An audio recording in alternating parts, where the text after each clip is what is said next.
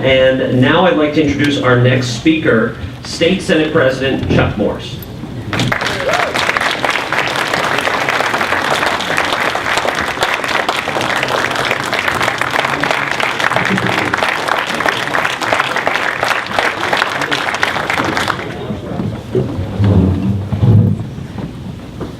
Thank you for inviting me. This weekend has been kind of special to me, but it also sums up what I see in the country. I went and picked up my daughter yesterday at college, and she just went away for the first time. Took me 7.5 hours to drive back, so you get to have those good conversations. But this morning she picked up the phone awful early, not like her, you know, she likes to sleep in a little bit. And she gave me a call at the nursery and she said, "Dad, how come you didn't take the tie? How come you're not wearing it?" It was my birthday yesterday. She had bought me this tie. And I said, "Bud, it's because I'm in khakis and a t-shirt, working for a living so I can pay for you to go to that college." The reality is, she doesn't want to be in my business. She wants to go into radiology. And I want to do anything I can in life to make sure that she can have what she needs to have, including the tools that her mother and I have given her throughout growing up.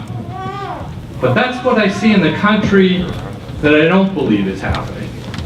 What happened to the fact that I was that kid that had nothing, and I worked my tail off to make sure I not only had one nursery, I had a second one, and I had a third one, so I can pay for my daughter to go to college.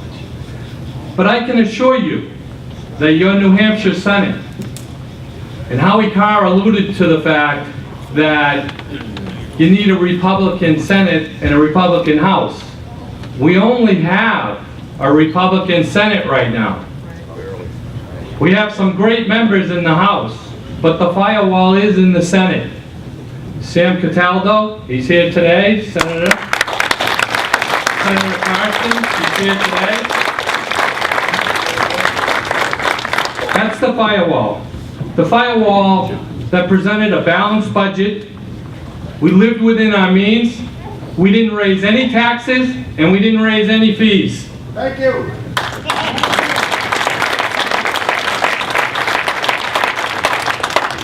We started to work towards making a business environment that was free from excess regulation and taxation.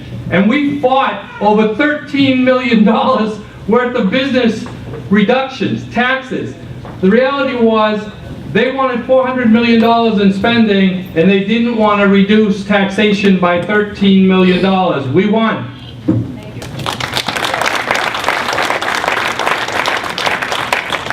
When I think of what a strong New Hampshire looks like from a policy standpoint, there are 3 areas.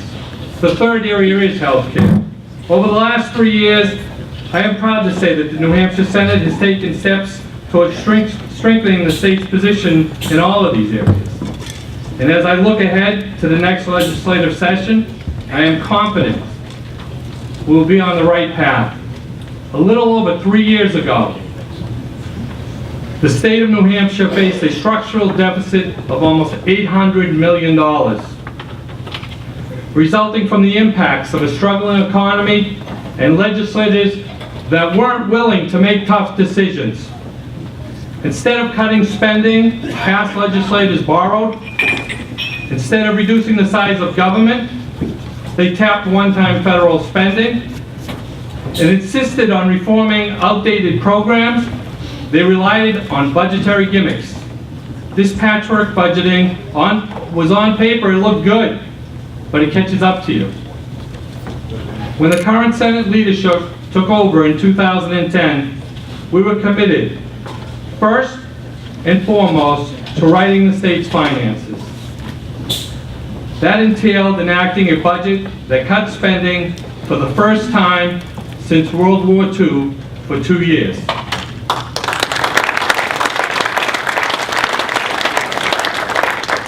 Now I'll tell you, Representative O'Brien had a lot to do with it.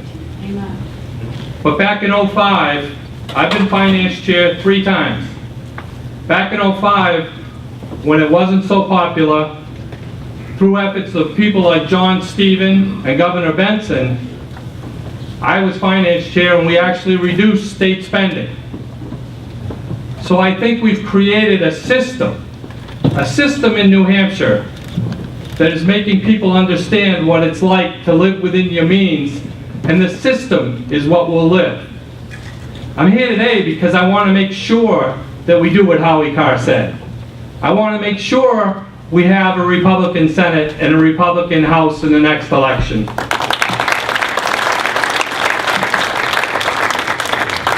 You know, when we built those last budgets, we got significant pushback from groups interested in maintaining the status quo.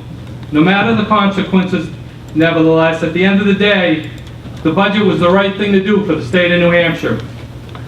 We avoided new taxes, funded government's responsibilities, and gave ourselves a bit of breathing room moving forward. Following passage of the budget, government agencies, nonprofits, and social service organizations adjusted. As we've always done, we came together to make the ends meet, and New Hampshire is stronger today because of it.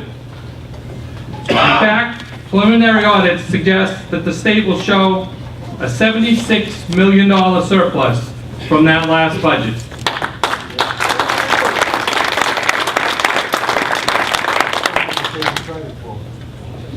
Moving forward, it will be important that we manage the surplus carefully.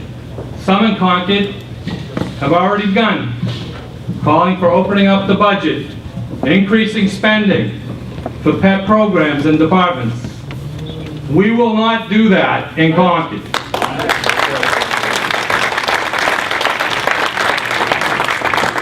Our budget is in the first few months of operation, and while we've started off well, it's unknown how uncertainty in Washington will affect the revenues here at home.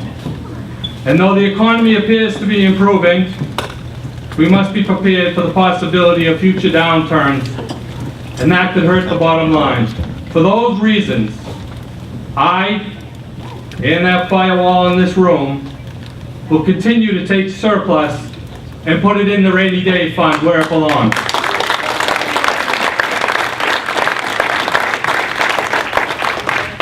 Increasing the balance of our rainy day fund is also good for our bond rating. Agencies, it's an example of the sound government policies that give the confidence to people to invest here in New Hampshire. We need to grow that rainy day fund. I told you about 04 and 05 when Governor Benson was there. Do you know we increased that rainy day fund to over $80 million? And when I went back to the Senate 3 years ago, they had $9 million left. Thank you, Governor. And others. New Hampshire has historically been seen as the most state for open for business in the Northeast, particularly as compared to our neighbors in the South. You know, Howie Carr alluded to it.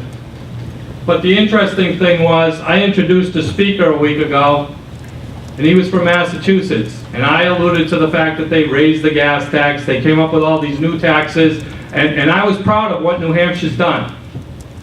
But we have to work on reducing our business taxes, because we are not first in the nation in that category.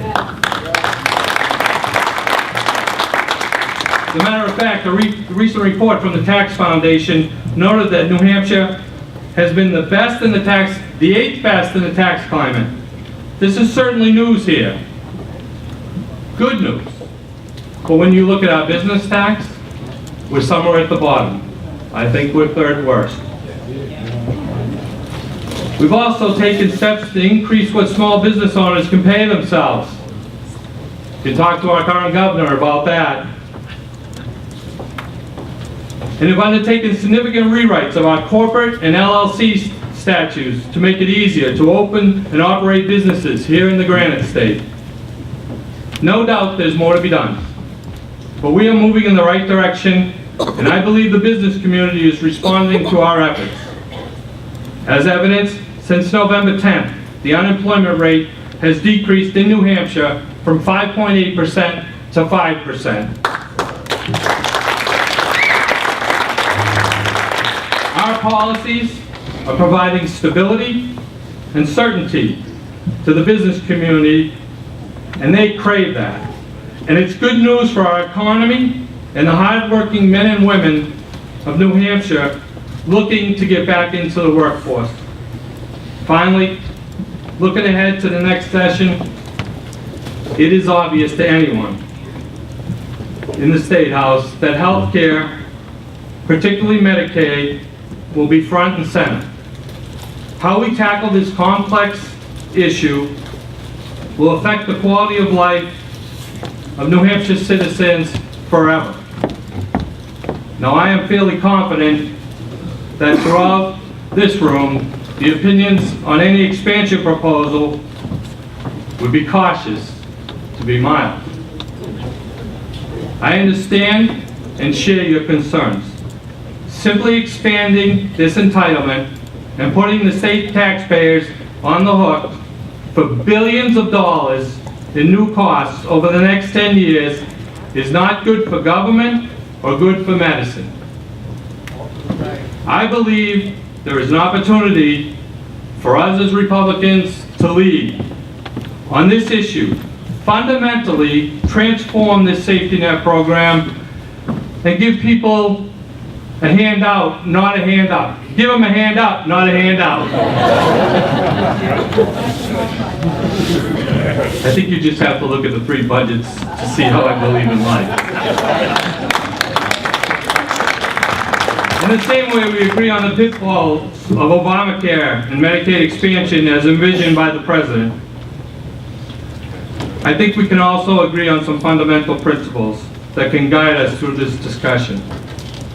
I think we'd agree that efforts to increase insurance access to this population to the greatest extent possible through private insurance markets should require personal responsibility measures and should be focused not simply on coverage, but improving health.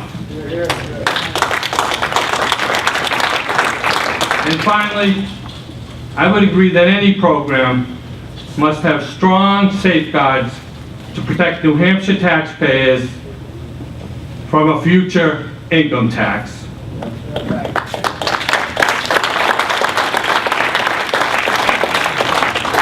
To influence policy in this direction requires us to use our seats at the table. And in the Senate, we need more seats. Finding common ground on an issue as complex as healthcare means that, unlike the President and Congress, we must be willing to work in good faith. We must be willing to work hard. We produced a budget this time that got 24 votes because we as Republicans convinced the other side that we did the right thing. I intend to ensure the upcoming healthcare debate is guided by conservative principles and that the eventual outcome builds a stronger New Hampshire by providing a significant portion of our public with long-term care, but in a private market. And we will do so while ensuring that New Hampshire's long-term status as a state will not have a broad-based tax.